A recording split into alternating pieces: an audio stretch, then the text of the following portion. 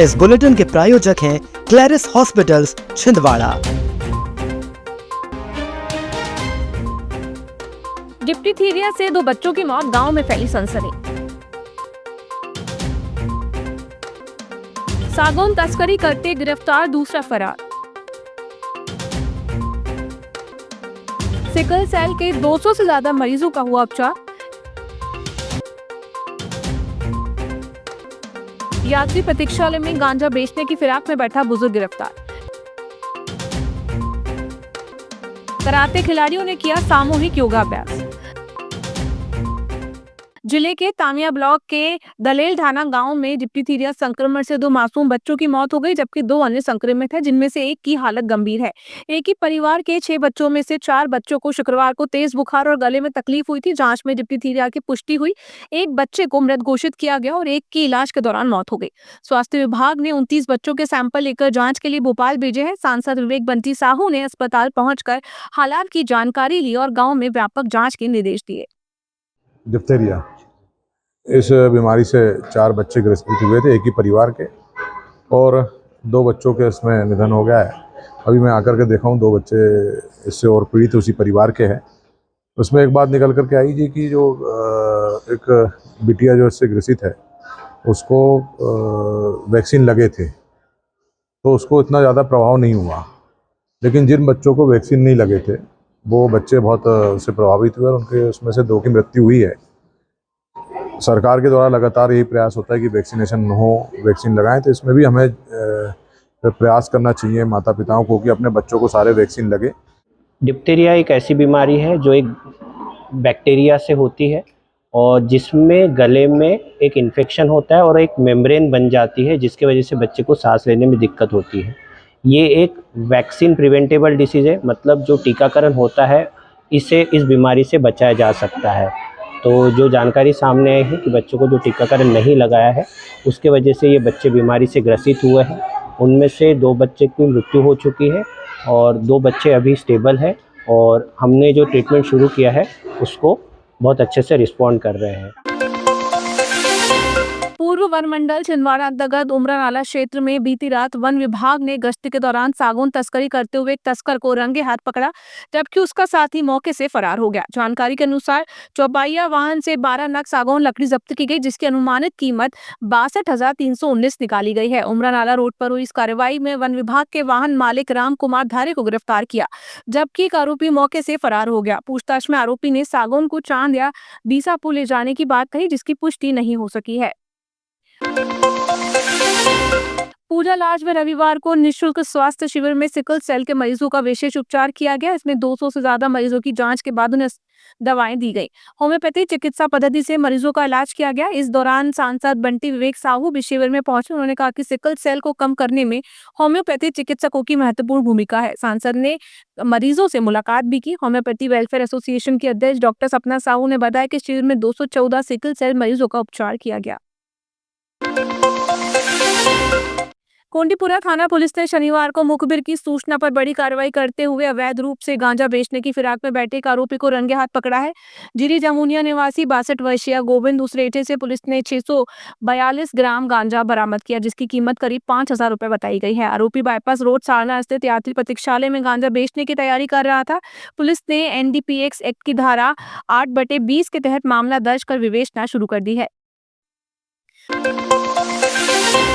अंतर्राष्ट्रीय योग दिवस के अवसर पर कराटे खिलाड़ियों द्वारा योगाभ्यास किया गया। इस दौरान कराटे एवं योग प्रशिक्षक रविंद्र जायसवाल ने खिलाड़ियों को योग का अभ्यास कराया और योग के लाभ बताया। उन्होंने कहा कि कराटे जहां शरीर को बाहरी रूप से मजबूत बनाता है, वहीं योग आंतरिक रूप से मानसिक और शारीरिक मजबूती प्रदान करता है। योग और कराटे का समन्वय जीवन में संतुलन और अनुशासन लाता है। प्रशिक्षक ने सभी को प्रतिदिन योग करने की सलाह दी और स्वास्थ्य शिविर के लिए योग को अपनाने का संदेश दिया। 10, 11, 12.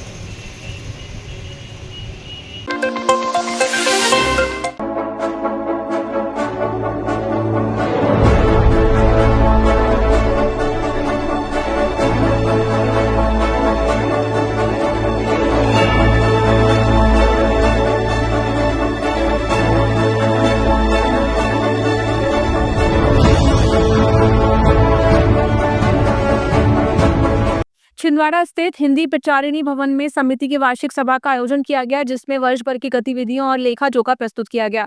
आगामी माह में समिति अपने 90 वर्ष पूर्ण करने जा रही है, जिसके लिए विशेष आयोजन की रूपरेखा तय की गई। सभा में समिति के अध्यक्ष शिव कुमार गुप्ता, पदाधिकारी, आजीवन सदस्य और साधारण सदस्य मौजूद रहे। बैठक में हिंदी के प्रचार प्रसार को लेकर आगामी योजनाओं पर भी चर्चा की गई।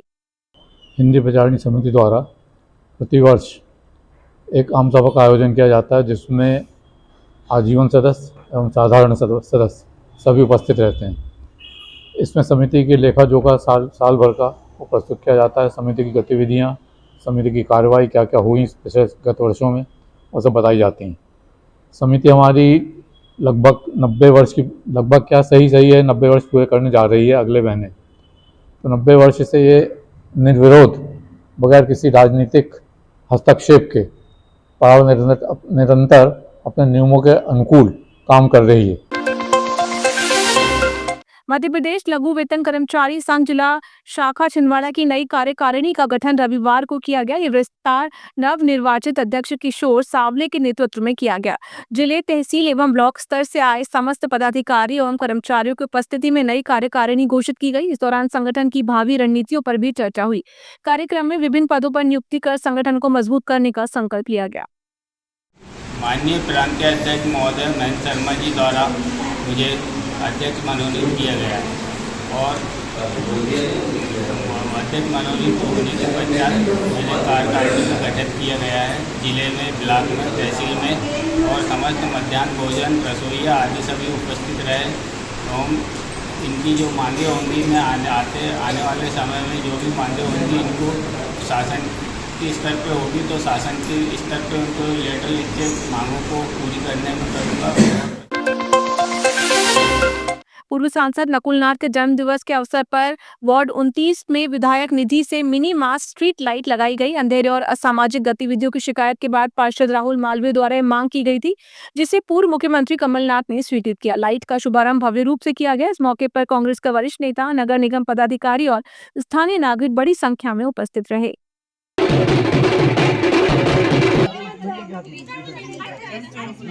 माननीय कमलनाथ जी ने पूरे जिले में कई रूप में फैलाया। आज राहुल मालवीय जी की मांग पर यह आपके क्षेत्र में जो उजाला आप देख रहे हैं बच्चों के लिए, बुजुर्गों के लिए, शाम को बैठने के लिए, जहाँ छात्र छात्राएं जो हमारी आती है इसके लिए ये पास का जो लोकार्पण आज हम लोग कर रहे हैं तो माननीय कमलनाथ जी की निधि से हम लोगों ने दिए और भविष्य में ऐसे बहुत सारे काम क्षेत्र में हमारे वार्ड के पार्षद राहुल मालवीय जी, शहर कांग्रेस कमेटी की टीम हमेशा करते आएगी।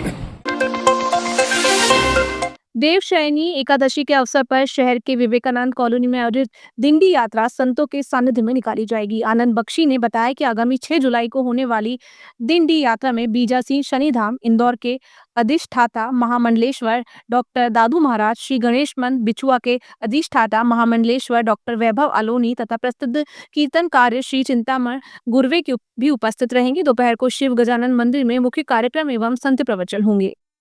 सच्चिदानंद सेवा समिति संत गजानन गुणगान मंडल समग्र मराठी समाज के तत्वाधान में 6 जुलाई को आषाढ़ी एकादशी देवशयनी 11 के अवसर पर भव्य और दिव्य दिंडी यात्रा के कार्यक्रम को आयोजित किए जाने को लेकर के विचार विमर्श हेतु एक बैठक आयोजित की गई और इसमें सभी से सुझाव भी आमंत्रित किए गए। आज की इस बैठक में बड़ी संख्या में सामाजिक संगठन, धार्मिक, सांस्कृतिक और भजन मंडल और वारकरी संप्रदाय के सभी प्रमुख उपस्थित थे। आज के इस बैठक की अध्यक्षता हमारे वारकरी संप्रदाय के प्रमुख आदरणीय जयदेव जी राउत ने की। माननीय कमलनाथ जी ने पूरे जिले में कई रूप में फैलाया। आज राहुल मालवीय जी की मांग पर यह एक आप के क्षेत्र में जो उजाला आप देख रहे हैं बच्चों के लिए, बुजुर्गों के लिए, शाम को बैठने के लिए, जहाँ छात्र छात्राएं जो हमारी आती है इसके लिए ये पास का जो लोकार्पण आज हम लोग कर रहे हैं तो माननीय कमलनाथ जी की निधि से हम लोगों ने दिए और भविष्य में ऐसे बहुत सारे काम क्षेत्र में हमारे वार्ड के पार्षद राहुल मालवीय जी, शहर कांग्रेस कमेटी की टीम हमेशा करते आएगी।